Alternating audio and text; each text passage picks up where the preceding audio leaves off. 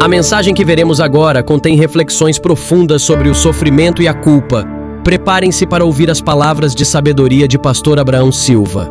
Pai, já não sou digno de ser chamado teu filho. Observe o que o filho pródigo descreve. A culpa, ela vai minando a identidade de filho da pessoa. A autoimagem, a autoestima vai sendo aplastada pelo peso da culpa neurótica e da culpa paranoia. Essa é a frase que milhões de pessoas verbalizam no mundo, não é? Assustados, massacrados pelos ecos da culpa. E o filho pródigo diz: Pai, pequei, não sou digno de ser chamado teu filho. Observe que o filho pródigo, ele viveu a culpa andando em terras distantes, mas ele decidiu ir em encontro do pai. Enquanto ele caminhava, e ele dizia: pequei, não sou digno, sendo massacrado pelos ecos da culpa em terras distantes. Ele entra em um processo culposo. Observe que o filho pródigo, enquanto ele vai caminhando, ele vai entrando em um processo culposo. Ele já não se achava digno de ser chamado filho. Observe o que a culpa tem o poder de tirar: a essência de filho, a identidade de filho. Nele havia um profundo arrependimento, essa é a verdade. Só que a culpa estava massacrando o filho pródigo. Ele caminhando e a culpa o massacrando. Mas só que tem um segredo muito importante quando você lê a história do filho pródigo. Não havia soberba no coração dele. Quando o filho vai começar aquela narrativa dizendo que estava chegando na casa, mas não era digno de nada, ele queria só ser escravo. Veja só, não sou digno mais de ser chamado filho. O que é isso? Os ecos da culpa. Não sou mais digno, quero ser escravo. Aí o que acontece? O pai entra em ação. O pai entra em ação e restitui tudo na vida do filho pródigo. Trazei bezerro cevado, comamos, matem e vamos fazer festa. Muitos entram em um processo culposo e se matam, se deprimem, caem em depressão. O filho pródigo entrou em um processo culposo, mas sem arrogância, e a misericórdia o alcançou. Já tem outras pessoas que entram em um processo culposo, mas com arrogância. E essas pessoas vão provar da asfixia psicológica mais terríveis que possa se imaginar. Asfixia psicológica, de suicídio, de depressão, de ansiedade. Por isso que a Bíblia diz que o temor do Senhor é o princípio da sabedoria, ou seja, coração quebrantado é o princípio da sabedoria.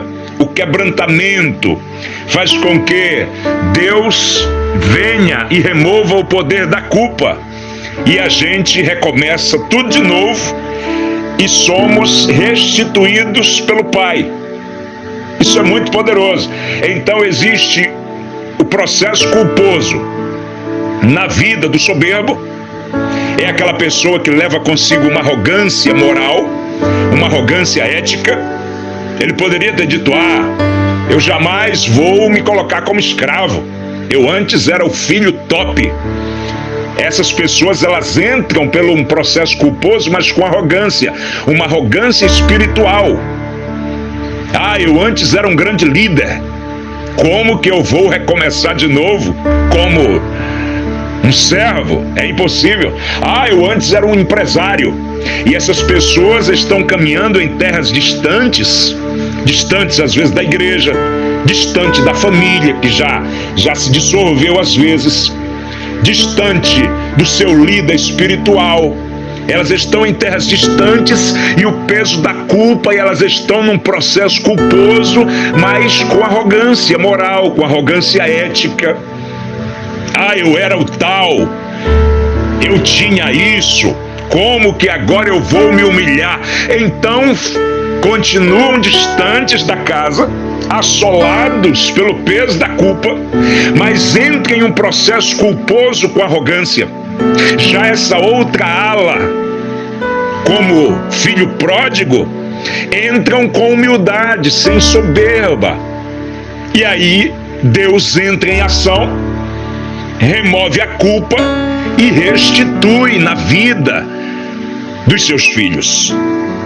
Então, observe que existe dois processos culposos. O processo que é o caminho da arrogância e o processo que é o caminho da humildade. Não é? O caminho da humildade. E o caminho da humildade sempre existe uma restituição vinda direta de Deus. Foi restituído a identidade de filho, foi restituído a autoimagem, a autoestima, porque quando o pai restitui, os interruptores automaticamente da autoimagem, da autoestima, da autoaceitação, do auto-perdão, da identidade de filho, são ligados automaticamente. Você está na casa outra vez, você está no ambiente da comunhão, agora sem culpa outra vez, e ainda provando da festa e do banquete. É assim que o nosso Pai quer fazer com os seus filhos que estão sendo assolados pelos ecos da culpa neste mundo. Deus abençoe você.